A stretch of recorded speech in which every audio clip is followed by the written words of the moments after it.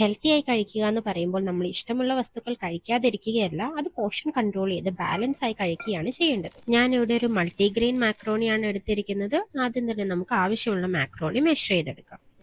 ഒരു 1.5 cup macaroni ഞാൻ എടുത്തിട്ടുണ്ട്. നമുക്ക് ആവശ്യത്തിനുള്ള വെള്ളം തിളപ്പിച്ച് അതിലേക്ക് ആവശ്യത്തിനുള്ള ഉപ്പും ആഡ് ചെയ്തിട്ട് നമുക്കിത് കുക്ക് ചെയ്യാൻ വെക്കാം. ഒന്ന് നല്ല രീതിയിൽ ഇളക്കിയതിന് ശേഷം നമുക്കിത് മൂടി വെച്ച് വേവിച്ചെടുക്കാം. ഏകദേശം നമ്മുടെ മാക്രോണി ഇവിടെ വെന്തിട്ടുണ്ട്. നമുക്കിനി അതൊരു സ്ട്രെയിനറിലേക്ക് മാറ്റാം. മാക്രോണി മുഴുവൻ സ്ട്രെയിനറിലേക്ക് കോരിയതിന് ശേഷം നമുക്ക് ജസ്റ്റ് ഒന്ന് നോർമൽ വാട്ടറിൽ ഒന്ന് റിൻസ് ചെയ്ത് കൂടി എടുക്കാം. ഇനി നമുക്കിതിൻ്റെ സോസ് പ്രിപ്പറേഷനിലേക്ക് കിടക്കാം. ആദ്യം തന്നെ ആവശ്യത്തിനുള്ള വെജിറ്റബിൾസ് നമുക്ക് ചോപ്പ് ചെയ്തെടുത്ത് വെക്കാം. ഞാനിവിടെ ക്യാരറ്റ്സ്, ഒനിയൻ ആൻഡ് ഗാർലിക് ആണ് എടുത്തിരിക്കുന്നത്.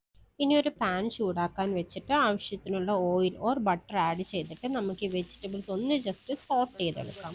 നിങ്ങളുടെ ചോയ്സിലുള്ള വെജിറ്റബിൾസ് ഇതിൽ ആഡ് ചെയ്യാവുന്നതാണ്. നമുക്കെല്ലാം ആഡ് ചെയ്ത് നന്നായി ഒന്ന് ഇളക്കി മിക്സ് ചെയ്തതിന് ഒന്ന് കുക്ക് ചെയ്തെടുക്കാം. നെക്സ്റ്റ് നമ്മൾ ആവശ്യത്തിനുള്ള സ്പൈസസ് ആണ് ആഡ് ചെയ്യാൻ പോകുന്നത്. ഞാനിവിടെ ഒരു 1 ടേബിൾ സ്പൂണോളം ചില്ലി പൗഡറും ഒരു 1 ടീസ്പൂണോളം പെപ്പർ പൗഡറും ഇതിൽ ആഡ് ചെയ്യുന്നുണ്ട്.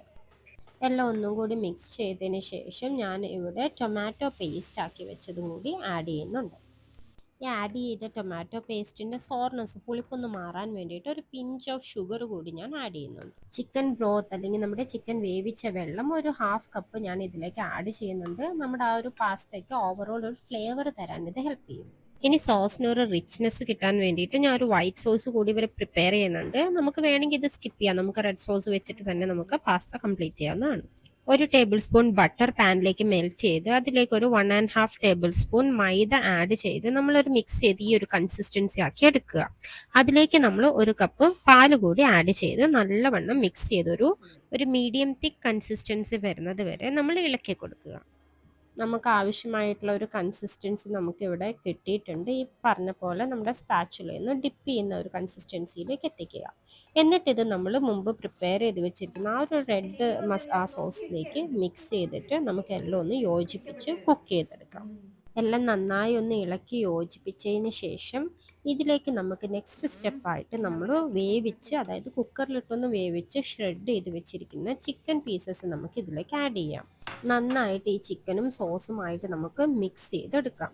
എന്നിട്ട് ഇതിലേക്ക് നമ്മൾ ആദ്യം കുക്ക് ചെയ്ത് വെച്ചിരുന്ന നമ്മുടെ മാക്രോണി പാസ്ത ഇതിലേക്ക് ആഡ് ചെയ്ത് എല്ലാം നന്നായിട്ട് ഇളക്കി യോജിപ്പിച്ചെടുക്കാം. എല്ലാം മിക്സ് ചെയ്തതിന് ശേഷം ഒരു 5 മിനിറ്റ് നമുക്ക് മൂടി വെച്ച് കുക്ക് ചെയ്തെടുക്കാം.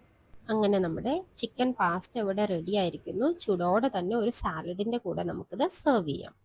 ഹെൽത്തി ആയി കഴിക്കുക എന്ന് പറയുമ്പോൾ നമ്മൾ ഇഷ്ടമുള്ള വസ്തുക്കൾ കഴിക്കാതിരിക്കുകയല്ല, അത് പോർഷൻ കൺട്രോൾ ചെയ്ത് ബാലൻസ് ആയി കഴിക്കുകയാണ് ചെയ്യേണ്ടത്.